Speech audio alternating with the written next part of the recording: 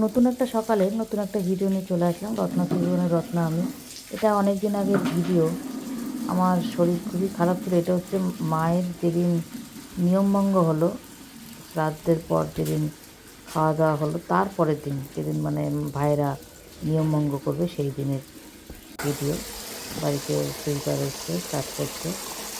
তা আমি এখানে দাঁড়িয়ে আছি।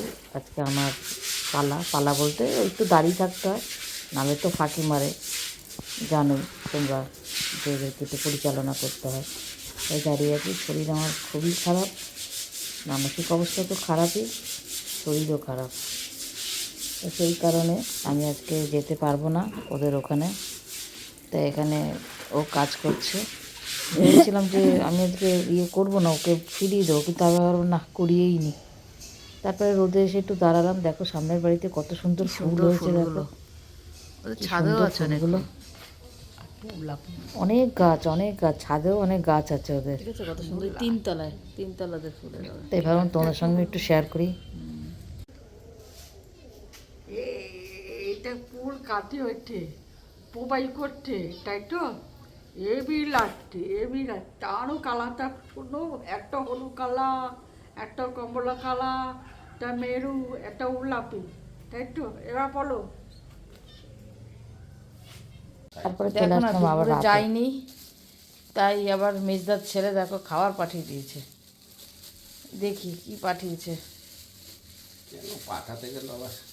আরে আমার আর যাবো কি, এত গ্যাস হয়েছে, বমি হয়েছে সকালে। মাছ, দাঁড়া, দেখো কি মাছ এটা, ইলিশ মাছ। না না, কাটাবো না। কাটাবো না। দেখো এই মাছ টাছ পাঠিয়েছে। দেখো আজকে মায়ের সেই নিয়মভঙ্গ ছিল তো, সেই আজকে আমারও তো যাওয়ার কথা ছিল। আমার, তারপরে মেয়েকেও বলেছিল, মানে মেয়ের শ্বশুরবাড়ি ওদের, মেয়েরও তো যেতে পারেনি। আর আমি যাবো বলেছিলাম, কিন্তু তারপর আর যেতে পারিনি। সারাদিন শুয়েই কাটিয়েছি, খুব শরীর খারাপ হয়েছে খুব। বমিটা হয়ে গেলে ভালো হতো, পরিষ্কার করে। বমিটাও সেরকম হচ্ছে না, প্রচণ্ড পরিমাণে গ্যাস হয়েছে, কোমরের যন্ত্রণা, হাঁটুর যন্ত্রণা, শরীর খুব খারাপ। মাছের কালিয়া না, মাছের কালিয়া। রাখবো না, অন্য পাত্রে ঢেলে রাখবো। আবার ঢালাঢালি করলে আবার নষ্ট হয়ে যাবে না। হবে না।